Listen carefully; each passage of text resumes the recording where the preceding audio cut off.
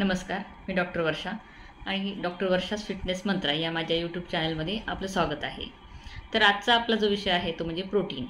तर हे प्रोटीन कितपत गरजेचं आहे किंवा आपल्या शरीरामध्ये प्रोटीनची कमतरता असेल तर आपल्याला काय त्रास होऊ शकतो, ते कशा पद्धतीने आपल्याला मिळवता येतं किंवा कुठल्या पदार्थांमधनं प्रोटीन जास्त प्रमाणात मिळतं किंवा आपला जर फिटनेस चांगला असायला हवा असं वाटत असेल तर प्रोटीन गरजेचं आहे, हे कितपत योग्य आहे किंवा प्रोटीन पावडर घेणं योग्य की अयोग्य, असे बरेचसे प्रश्न आपल्याला पडत असतात आणि त्याच्यामुळे या व्हिडिओमध्ये आपल्याला याच प्रश्नांची उत्तरं, समर्पक अशी उत्तरं मिळणार आहेत. त्याच्यामुळे नक्कीच हा व्हिडिओ शेवटपर्यंत पहा. आवडलास तर लाईक करा, शेअर करा आणि कमेंट करायला विसरू नका. आता सर्वात प्रथम आपण प्रोटीन म्हणजे काय हे समजून घेऊ. तर प्रोटीन म्हणजे अमायनो ॲसिड्स, मग त्याच्यामध्ये इसेन्शियल, नॉन इसेन्शियल असे प्रकार पडतात. तर ते काही अमायनो ॲसिड्स हे शरीरामध्ये स्वतः तयार होत असतात, काही आपल्याला आहारामधनं मिळत असतात. मग त्याच्यामध्ये प्लांट बेस आहे किंवा ॲनिमल बेस जे पदार्थ आहेत तर त्याच्यामधनं हे प्रोटीन्स आपल्याला मिळत असतात. मग बऱ्याच वेळा असं म्हटलं जातं की जे नॉनव्हेज खातात तर त्यांना भरपूर प्रमाणात प्रोटीन खाण्यामधनं मिळतं, तसं व्हेजिटेरियन जे आहेत तर त्यांचं प्रोटीनचं प्रमाण खाण्यामध्ये कमी असतं. तर नक्कीच हे थोडंफार प्रमाणात बरोबर जरी असेल तरी पण बऱ्याच वेळा पाहिलं जातं की आपण ज्यावेळेस नॉनव्हेज खाणारे आहेत ते चिकन, मटण, अंडी खात असतात. मग याच्यामध्ये आपण फक्त तेच खात नाही, म्हणजे फक्त सूप करून पिलं तर त्याच्यामधलं प्रोटीन आपल्याला भरपूर प्रमाणात छानरित्या आपल्या शरीराला मिळतं. पण आपल्याकडं असं सवय आहे की ज्यावेळेस आपण नॉनव्हेज करतो, नॉनव्हेजची भाजी केली जाते, त्याच्यामध्ये भरपूर मसाले टाकले जातात, खूप स्पायसी किंवा चमचमीत हे पदार्थ केले जातात आणि मग ते आवडीने खाल्ले जातात. आपण जर असं तसं पाहिलं तर प्रोटीनचं प्रमाण तर आपल्याला मिळणारच आहे याच्यामधनं, पण त्याच्यापेक्षा जास्त कार्बोहायड्रेट्स किंवा कोलेस्ट्रॉल वाढवणारे जे घटक आहेत, म्हणजे तेल आहे किंवा तिखटपणा आहे, ते सगळं आपल्या शरीरात जाणार आहे. मग याच्यामुळं काय होतं की नॉनव्हेज जरी आपण रेग्युलर खात असू तर त्याच्यामधनं प्रोटीन काही प्रमाणात आपल्याला मिळतं, पण त्याच्याबरोबर आपलं कोलेस्ट्रॉलसुद्धा वाढू शकतं. मग जे व्हेजिटेरियन आहेत तर त्यांच्यामध्ये त्यांनी काय काय असं खाल्लं पाहिजे की जेणेकरून त्यांचं प्रोटीन रिक्वायरमेंट त्यांची कंप्लीट होईल. तर याच्याबद्दल पण मी व्हिडिओच्या शेवटी बरेचसे ऑप्शन असे देणार आहेत की जे व्हेजिटेरियन आहेत तर त्यांच्यासाठी पण असे काही छान ऑप्शन आहेत की त्यांनी जे रेग्युलरली आपल्या आहारात घेतले पदार्थ तर नक्कीच त्यांना छान प्रकारे प्रोटीन त्यांच्या शरीरात जाणार आहे. तर आणखीन एक महत्त्वाचा पॉईंट असा आहे की हे प्रोटीन का गरजेचं आहे आपल्याला, हे पण पाहिलं पाहिजे आपण. तर सगळ्यात आधी आपण हे समजून घेतलं पाहिजे की आपली जी बॉडी आहे ती पूर्ण प्रोटीननी बनलेली आहे. म्हणजे आपल्या प्रत्येक शरीराच्या सेल्स आहेत, पेशी आहेत किंवा जे काही ऑर्गन्स आहेत आपले महत्त्वाचे ते सगळे प्रोटीननी बनलेले आहेत, ते मसल्सनी बनलेले आहेत. तर हे जे मसल्स आहेत तर हे मसल्स वाढवण्याचं किंवा स्ट्रॉंग करण्याचं काम हे आपलं प्रोटीन करत असतं. आपल्याला प्रोटीनची का गरज आहे हे पण आपण पाहिलं पाहिजे, कारण आपलं जे शरीर आहे ते प्रोटीननी बनलेलं आहे. म्हणजे एक बिल्डिंग ब्लॉक्स म्हणू शकतो आपण ह्या प्रोटीनला. तर आपल्या शरीराची झीज भरून काढणं किंवा आपल्या शरीरातले जे मसल्स आहेत ते स्ट्रॉंग करण्याचं काम हे प्रोटीन करत असतं. त्याचबरोबर आपली स्किन चांगलं ठेवणं, त्याचबरोबर केसांचं आरोग्य, नखांचं आरोग्य चांगलं ठेवणं, हे सगळे कामं प्रोटीनमुळे होत असतात. आपल्या प्रत्येक सेल्सचं काम किंवा जे काही कार्य आहे, प्रत्येक अवयवाचे कार्य आहे तर ते व्यवस्थित सुरळीत चालवण्याचं काम हे प्रोटीन करत असतं. त्याच्यामुळे प्रत्येक गोष्टीसाठी प्रोटीनची गरज आहे. तर मग हे असं महत्त्वाचं प्रोटीन आपल्याला किती लागतं हे पण आपल्याला जाणून घ्यायला आवडेल. तर आपली रिक्वायरमेंट किती आहे तर मी इथं सांगेल तुम्हाला की प्रत्येक व्यक्तीनुसार ही प्रोटीन रिक्वायरमेंट बदलत असते. म्हणजे तुम्ही जर जास्त जड काम करत असाल, खूप अंगमेहनतीचं काम करत असाल, जिममध्ये जास्त वर्कआउट करत असाल तर नक्कीच तुम्हाला प्रोटीन रिक्वायरमेंट जास्त असते. आणि तुम्ही जर बैठं काम करत असाल, जिम करत नसाल किंवा वर्कआउट नसेल करत, तुम्ही व्यायाम करत नसाल तर ती प्रोटीन रिक्वायरमेंट थोडीशी कमी होते. म्हणजे साधारणतः 60 किलो वजन असेल तुमचं तर 60 ग्रॅम प्रोटीन तुम्हाला रोज गरजेचं आहे. मग हे 60 ग्रॅम प्रोटीन आपल्याला मिळवण्यासाठी आपण काय काय खातो हे आपण पाहिलं पाहिजे, कारण आपलं इंडियन जे जेवण आहे त्याच्यामध्ये प्रोटीनचं प्रमाण खूप कमी असतं आणि कार्बोहायड्रेट्सचं प्रमाण जास्त असतं आपल्या इंडियन जेवणामध्ये. तर त्याच्यामुळे नक्कीच आपल्याला प्रोटीन मिळवण्यासाठी आपण कुठले कुठले अन्न घटक घेतले पाहिजेत हे पण आपण जाणून घेणार आहोत. लहान मुलांच्या सर्वांगीण विकासासाठी सुद्धा प्रोटीन गरजेचं असतं. म्हणजे त्यांची वाढ होणे, त्यांची उंची वाढणे, त्यांचं शरीराचे जे अवयव आहेत ते व्यवस्थित डेव्हलप होणे, ह्या सगळ्यासाठी प्रोटीन खूप गरजेचं असतं. त्याचबरोबर आपले जे महत्त्वाचे अवयव आहेत मग त्याच्यामध्ये लंग, लिव्हर, हार्ट आहे, किडनीज आहेत. तर ह्या सगळ्या ह्या सगळ्या अवयव आहेत ह्या मसल्सनी तयार झालेल्या असतात आणि हे मसल्स आहे स्ट्रॉंग करण्याचं काम हे प्रोटीन करत असतं. त्याच्यामुळे नक्कीच जर या मसल्सवर किंवा ह्या ऑर्गन्सवर चरबी साठत गेली तर मग त्याचा परिणाम त्याच्या कार्यक्षमतेवर होतो. हे अवयव व्यवस्थित कार्य करत नाहीत आणि मग हळूहळू कार्य बिघडलं जातं. आपल्या शरीराचं जे बॅलन्स आहे ते डिस्टर्ब होतं. इवन हार्मोनल बॅलन्स ठेवण्याचं कामसुद्धा हे प्रोटीन करत असतं. जे एवढं महत्त्वाचं हे प्रोटीन आहे. त्याच्यामुळे ते योग्यरित्या आपल्या शरीराला जर मिळालं तरच आपलं शरीर व्यवस्थित चालणार आहे, सगळे ऑर्गन्स व्यवस्थित काम करणार आहेत आणि आपली बॉडी व्यवस्थित काम करायला लागली, आपले सेल्स सगळ्या व्यवस्थित काम करायला लागल्या तरच आपण निरोगी राहू शकू आणि आपल्याला आजार आहेत आपल्यापासून लांब राहू शकतील.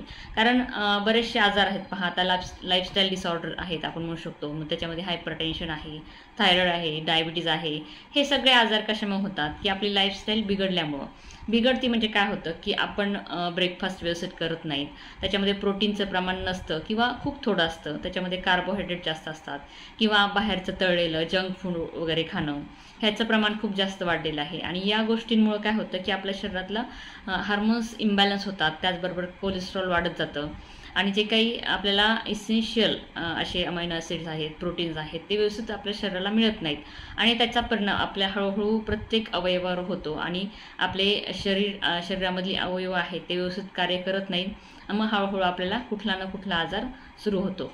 त्याच्यामुळे नक्कीच आपल्याला बेस काय आपला की प्रोटीन किती गरजेचं आहे आणि ते कसं घेतलं पाहिजे हे सगळ्यांनी लक्षात घेतलं पाहिजे. फक्त प्रोटीन करत बसण्यापेक्षा प्रोटीनबरोबर इतरही गोष्टी महत्त्वाच्या आहेत त्या पण आपण घेणार आहोत आणि त्या कशा घ्यायच्या ते पण आपण पाहणार आहोत. मग आता जे व्हेजिटेरियन आहेत तर त्यांनी असं कुठले अन्न घटक घेतले पाहिजे की जेणेकरून त्यांची प्रोटीन रिक्वायरमेंट ही कंप्लीट होईल. त्याच्यासाठी त्यांचे बरेचसे ऑप्शन आहेत, म्हणजे पनीर आहे, टोफू आहे, अंडी जे नॉनव्हेज खातात ते अंडी खाऊ शकतात. त्याचबरोबर वेगवेगळ्या प्रकारच्या उसळी आहेत, कडधान्य म्हणजे मूड आलेले कडधान्य जे आहेत त्याच्यामध्ये सुद्धा भरपूर प्रमाणात प्रोटीन असतं. त्याचबरोबर दही आहे, दूध आहे. हे अन्नघटक आपण रेग्युलरली जर आपण आहारामध्ये घेतले तर नक्कीच आपल्याला काही प्रमाणात तरी आपल्या शरीरामध्ये प्रोटीन जाणार आहे. पण बऱ्याच वेळा असं होतं की प्रोटीन रिक्वायरमेंट कंप्लीट करण्यासाठी आपण त्याचं प्रमाण जर वाढवलं तर त्याच्याबरोबर कार्बोहायड्रेट्स पण आपल्या शरीरात जाणार आहेत. 100 ग्रॅम पनीरमध्ये साधारणतः 18 ते 25 ग्रॅम हे प्रोटीन असतं, पण त्याच्या कॅलरी जास्त असतात. साधारणतः 321 किलो कॅलरी ह्या 100 ग्रॅम प्रोटीनमधून आपल्याला मिळतात. त्याचबरोबर आपण जर उसळींचं प्रमाण पाहिलं, जर स्प्राऊट आहेत तर ते 100 ग्रॅम स्प्राऊटमध्ये साधारणतः 3 ते 9 ग्रॅम एवढं प्रोटीन असतं, पण त्याच्या कॅलरीज जास्त असतात. जवळजवळ 160 ते 180 किलो कॅलरीज त्याच्यामधून आपल्याला मिळू शकतात. तेच आपण अंड्याच्या बाबतीत पाहिलं, 1-2 अंडी जर मोठी साईजची घेतली तर त्याच्यामध्ये साधारणतः 12 ग्रॅम एवढं प्रोटीन आपल्याला मिळतं, पण त्याच्यामधनं 160 किलो कॅलरी आपल्याला मिळतात. मग हे प्रमाण पहा, म्हणजे प्रोटीन मिळवण्याच्या नादात आपण आपल्या शरीरातल्या कार्बोहायड्रेट्स पण वाढवून घेणार आहोत, असं होतं बऱ्याच वेळा. आणि जर तुम्ही फॅट लॉस करत असाल, वेट लॉस करत असाल तर मग वेट लॉसमध्ये कॅलरी मॅनेजमेंट खूप गरजेचं असतं. म्हणजे आपल्या कॅलरीज, आपल्याला शरीराला जेवढ्या कॅलरीज लागतात त्याच्यापेक्षा कमी कॅलरी आपण घेतल्या पाहिजेत, तरच आपला छान वेट लॉस होणार आहे, असं असतं.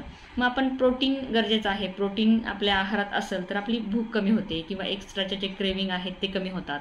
मग त्याच्यासाठी आपण प्रोटीन सोर्स उसळी किंवा पनीर हे किंवा अंडी हे जास्त प्रमाणात वाढवलं तर आपल्याला प्रोटीन जेवढं पाहिजे तेवढं मिळेल, पण त्याचबरोबर आपल्या कॅलरीज वाढणार आहेत आणि मग हे कॅलरी मॅनेजमेंट जर व्यवस्थित झालं नाही तर आपलं वेट लॉस होणार नाही, हे दिसून येतं. त्याच्यामुळे नक्कीच काही बऱ्याच वेळा असं होतं की काही प्रमाणात आपल्याला प्रोटीन घेणं जमत नाही. मग अशा वेळी आपण प्रोटीन पावडरचा नक्कीच यूज करू शकतो. मग आपल्याला योग्य प्रकारे जर प्रोटीन शरीरामध्ये असायला हवं असं वाटत असेल तर नक्कीच आपण आहारातनं ते मिळू शकत नसाल तर तुम्ही प्रोटीन पावडरचा उपयोग नक्की करू शकता. प्रोटीन पावडर हे गुड सोर्स आहे की जेणेकरून आपल्या शरीरामध्ये आपल्याला जेवढं लागते किंवा आपली जी रिक्वायरमेंट आहे प्रोटीनची ती कंप्लीट करण्याचं काम हे प्रोटीन पावडर करू शकतो.